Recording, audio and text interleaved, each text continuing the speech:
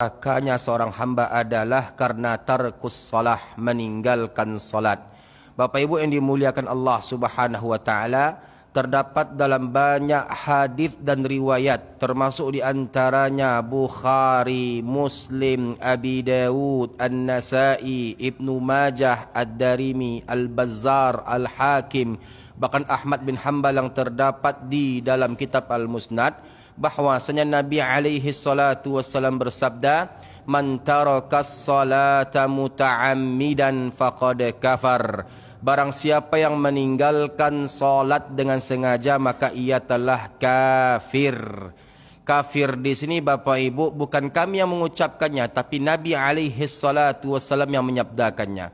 Jadi Bapak Ibu, terdapat pada hadits berikutnya Nabi alaihi salatu wassalam bersabda, yang diriwayatkan oleh Imam Ahmad ibn Hanbal, "Man taraka salatan maktubatan muta'ammidan faqad bari'at minhu dhimmatullah." Barang siapa yang meninggalkan salat yang wajib dengan sengaja, maka janji Allah telah terlepas darinya. Dan masih banyak Bapak Ibu hadis-hadis lainnya yang menyabdakan bahwasanya perkara meninggalkan salat itu bukan perkara main-main sampai menyebabkan kekafiran seseorang. Nabi alaihi salatu wasallam bersabda dalam sebuah hadis yang sahih yang diriwayatkan oleh Imam At-Tirmidzi, "Ra'sul amril Islam wa amuduhus salah." Inti pokok segala perkara adalah Islam dan tiangnya, penopangnya adalah salat. Dan juga terdapat dalam banyak riwayat, termasuk di antaranya Nabi alaihi salatu wasallam bersabda dalam sebuah hadis yang diriwayatkan oleh Imam Ahmad, At-Tirmidzi, An-Nasa'i, Ibnu Majah,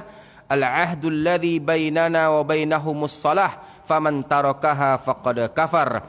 Perjanjian antara kami dan mereka, yaitu orang-orang kafir, adalah salat. Barang siapa meninggalkannya, maka dia telah kafir. Jadi Bapak Ibu yang dimuliakan Allah, dari 3 hadits yang kami bacakan pada pagi hari ini menunjukkan bahwasanya meninggalkan salat merupakan perbuatan yang sangat besar sekali dosanya. Perbuatan yang sangat besar sekali dampaknya pada keselamatan kita nantinya pada yaumul akhirat.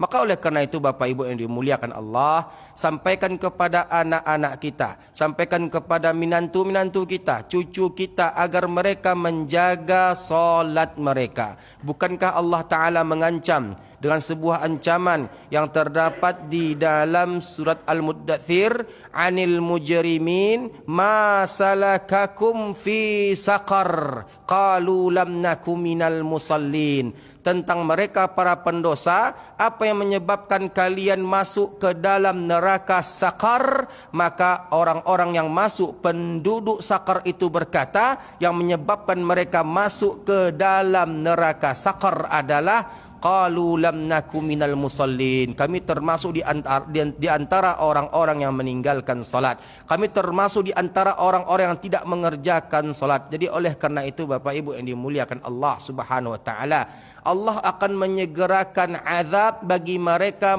yang meninggalkan salat. Allah akan angkat keberkahan rizki, keberkahan umur, keberkahan usia pada orang-orang yang meninggalkan salat.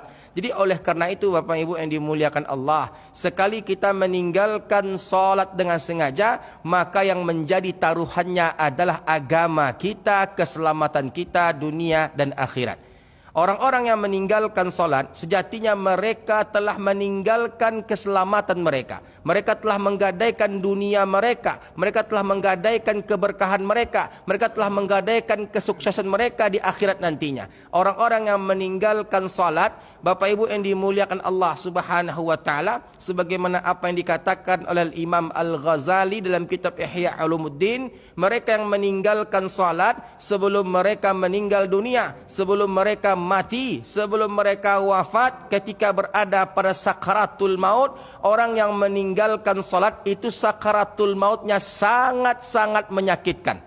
sangat-sangat menyulitkan, sangat-sangat menyedihkan. Bahkan Bapak Ibu yang dimuliakan Allah Subhanahu wa taala, sebagaimana yang terdapat dalam sebuah hadis yang sahih yang dibawakan oleh Imam Al-Hakim yang terdapat di dalam kitab Al-Mustadrak, sakaratul maut, orang-orang yang meninggalkan salat, Bapak Ibu yang dimuliakan Allah, sakitnya sama seperti sakitnya seseorang yang dimasukkan ke dalam mulutnya sebatang besi, yang besi itu Bapak Ibu dibalut dengan kawat baja yang sangat tajam.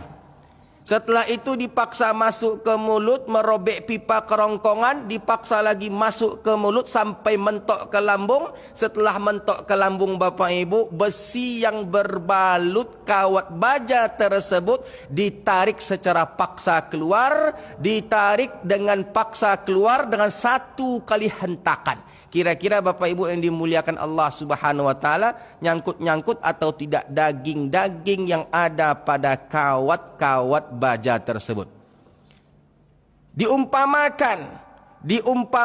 Dimisalkan orang yang meninggalkan salat ketika sakratul maut, dimasukkan ke dalam mulutnya sebatang besi, Bapak Ibu. Dimasukkan ke mulut kita sebatang besi, Bapak Ibu, yang besi itu berbalut dengan kawat baja yang tajam. Bapak kalau tersedak tulang ikan sakit nggak, Pak? Oh, Pak. Bapak makan ikan nih, Pak, makan kopiak ndak batulang. Nah, ini contoh nih, Pak. Bapak pergi ke Kampar, ada istilah kopiak ndak batulang. Saya nggak paham maksudnya, Pak. Kopiak ndak batulang, ketika dimakan ada tulangnya, Pak. Jadi Bapak Ibu makan saking laparnya, saking enaknya, buru-buru tersedak tulang ikan, Pak, di tenggorokan kita. Sakit atau tidak, Bapak Ibu?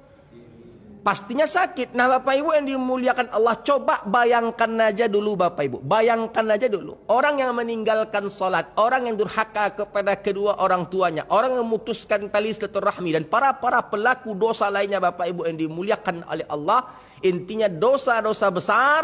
Mereka ketika sakratul maut itu, Bapak Ibu, sakit yang mereka rasakan. Ini kata Nabi alaihi salatu wassalam yang diintisarikan oleh Al-Imam Al-Ghazali dalam kitab Ihya Ulumuddin. Sakitnya Bapak Ibu sama seperti sakitnya ketika kita dimasukkan ke mulut kita itu, Pak, sebatang besi. Yang besi itu, Bapak Ibu yang dimuliakan Allah, dibalut dengan kawat baja yang tajam. Dipaksa masuk ke mulut sampai merobek pipa kerongkongan, dipaksa lagi masuk sampai mentok ke lambung, lalu setelah mentok ke lambung, Bapak Ibu ditarik secara paksa keluar dengan satu kali hentakan. Kira-kira Bapak Ibu terbayang atau tidak sakitnya seperti apa? Begitulah lebih kurang Bapak Ibu yang dimuliakan Allah, sakitnya sakaratul maut orang-orang yang meninggalkan salat. Nah, setelah dia meninggal dunia, setelah terpisah antara ruh dan jasad, orang-orang yang meninggalkan salat, mereka akan merasakan sakit yang teramat sangat ketika dimandikan, Bapak Ibu yang dimuliakan oleh Allah. Petugas yang memandikan jenazah orang yang meninggalkan salat, mereka itu ketika memandikan dengan air dingin, yang dirasakan oleh orang-orang yang meninggalkan salat adalah mereka dimandikan dengan air panas lagi mendidih.